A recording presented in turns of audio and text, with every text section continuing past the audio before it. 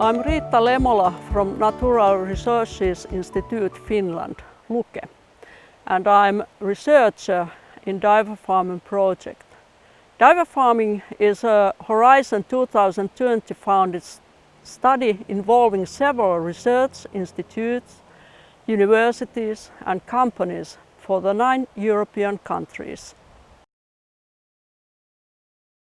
Structural change in Finnish agriculture has been relatively rapid, and the number of livestock farms has decreased more than 50% every decade since the last 30 years. And this region, southeast Finland, has almost depopulated from livestock farms on large areas, so that livestock production, not only dairy and beef, but also pig and poultry production, has been going down significantly since year 2000, so that now there is less than 50% production that used to be here in the region at year 2000. And the outcome of this high specialization across regions in Finland has been that we have quite many cereals and crop farmers in this area which do not find so much feed demand to warrant diversified production in this area. So there's easily a risk that crop production becomes monocultural or a little bit one-sided. For example, barley, oats and wheat are mostly cultivated, and there are relatively few other crops grown in this region. And this is a pity, because it may risk land productivity, crop yields and soil functions in the long term. And that's why it's important to find profitable value chains which give money for special crops, which gives money for minor crops, and even grasslands, which is traditionally has been part of the agriculture here. But grassland-based agriculture is on decrease, and that is important to be maintained what is left. And one example what is left is cheese making value chain within this region, within this same area. And next we are going to see cheese making company very close to this place.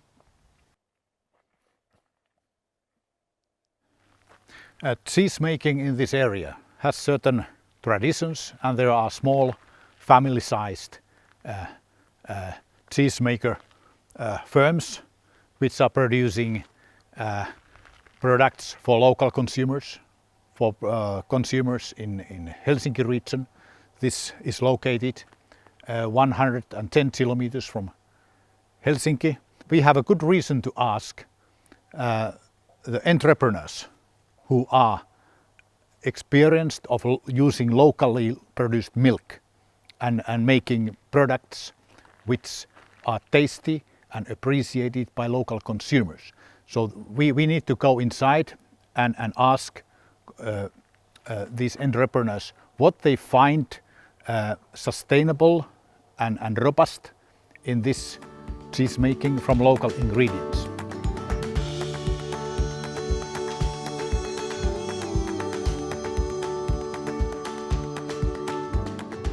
Mihin tuotteenne myydään? Pääasiassa on nämä elintarvikekaupat, mitä meillä on, mihin viedään suoraan. Ja sitten on maatilatoreja muutama. Eli suoraan kaupan takaovelle? Suoraan kaupan maitokylmiöön. Vaihtuuko nämä kaupat paljon vuosien kesken? Jonkin verran, aiemmin vähemmän, nykyään enemmän. Että vuosittain jää muutama kauppa pois ja pitää etsiä uusia kauppoja sitten sopivan reitin varrelta, että pystytään kuljettamaan itse. Joo. No onko se hankalaa se, että joka vuosi täytyy uusia kauppoja? No hiukan työllistää. Toisen kautta mielenkiintoista, ei siinä mitään, mutta työllistävä vaikutushan sillä on ja vastaanotto on aina välillä sitten vaihtelevaa. Onko menekin vaihtelu tai epävarmuus teille suuri ongelma? Ei oikeastaan.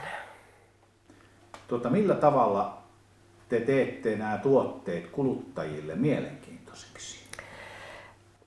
No juuri ne esittelymyynnit, jossa kerrotaan, miten meidän tuotteet tehdään ja että ne on käsityönä tehtyä ja raaka-aineet, niin sillä tavalla yritetään niin kuin saada ihmisiä sitten ymmärtämään, että kannattaisi miettiä, mitä syö. Juuri näin, juuri näin. No onko joitain asioita, mistä te oikeastaan haluaisitte kertoa kuluttajille vielä enemmän, mutta ette tavallaan niin kuin pysty kertomaan? No, tämä hintahan on yleensä aina, jota ihmiset alkaa sanomaan. Osa ymmärtää sen, että kun tehdään käsityönä ja pienessä yrityksessä, niin meillähän maksaa kaikki enemmän. Et sekä raaka-aineet, että tuottaminen, että kuljettaminen. Että siitä voisi enemmänkin kertoa. Joo. Mistä nämä tämmöiset kiinnostuneet kuluttajat, mistä he on ensisijassa kiinnostuneet? Raaka-aineesta, minkälaisesta tehdään, miten vähän käsiteltyä se raaka-aine on ja sitten se, että mistä ne raaka-aineet tulee. Joo. Ja jotkut on kiinnostuneita eläimistä, miten niitä hoidetaan, mitä ne syö, saako ne olla ulkona. Että tämmöisiäkin kyllä kysytään. Joo. Entäpä ympäristöön liittyvät asiat? Aika vähän siihen on, että yllättävän vähän. Ja mitä niin kuin syvemmälle mennään maahan, niin sitä vähemmän ihmiset ei ajattele niin pitkälle. Et ei olla puhuttu luonnon monimuotoisuudesta? Ei mennä niin pitkälle.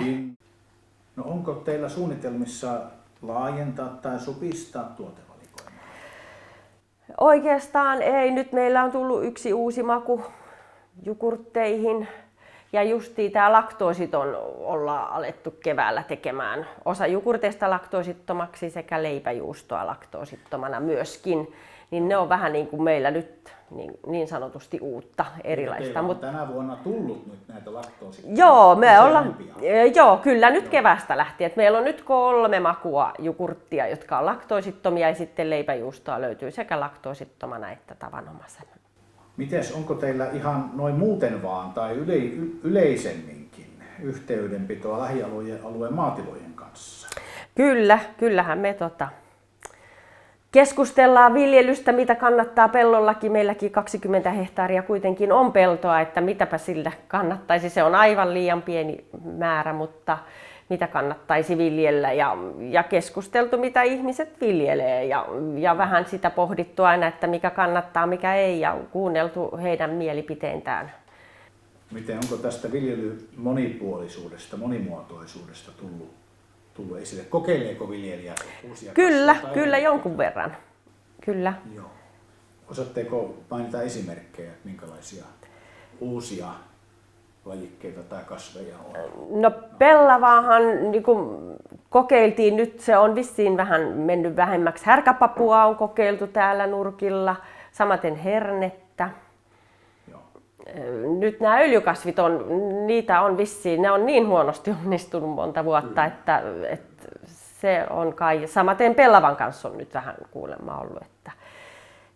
Mutta kokeiluja kyllä tämmöisiä on ollut. Elikkä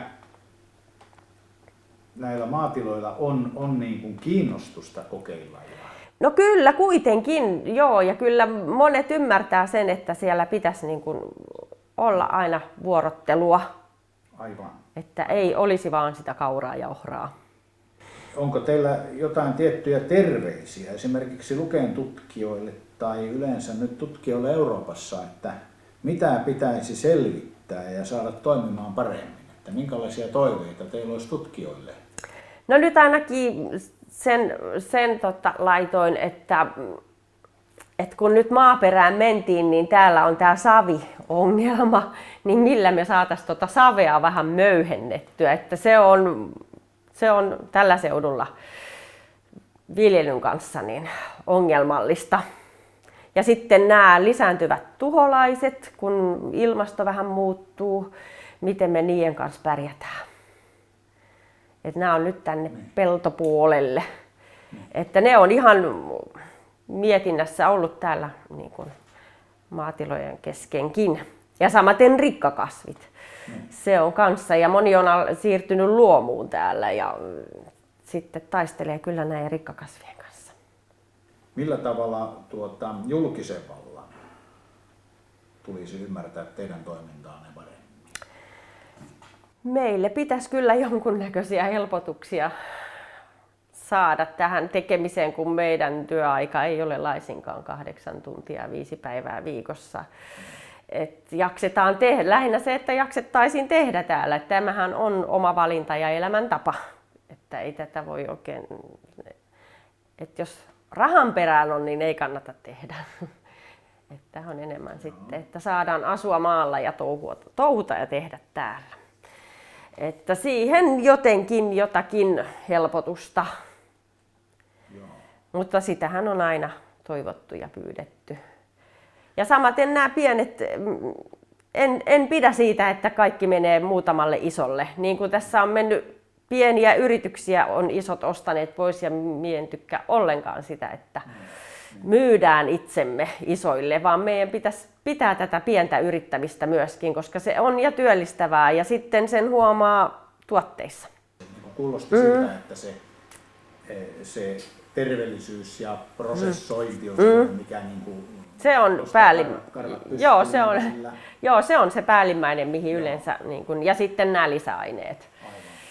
Ne on, mihin ihmiset puuttuu. Ja se on ehkä onko se yksi ihan ostoperuste? Kyllä. Niin. Ja se on se meidän myyntivaltti tavallaan, että me myydään semmoista, missä ei ole mitään ylimääräistä. Ja sitten suomalaiset raaka-aineet, se on myös yksi, koska tosi vähän on näillä isommilla yrityksillä kaikki raaka-aine suomalaista.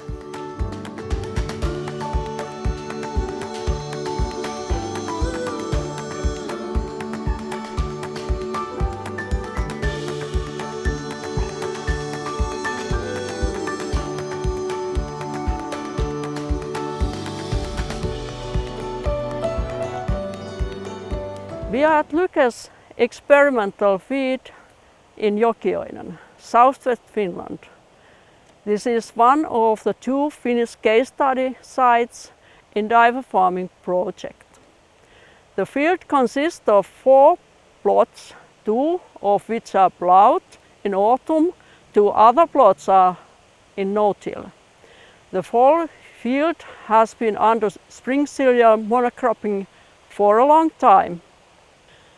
In this experiment, diversification measures include sowing Italian ryegrass as a catch crop under barley and breaking the cereal monoculture with autumn oilseed rape.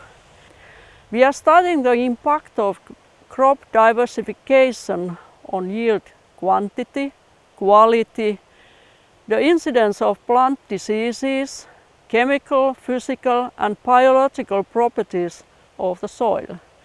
Problems of cereal monocropping include declining of soil organic matter, soil structure degradation and low water conductivity, as well as increased erosion and nutrient leaching.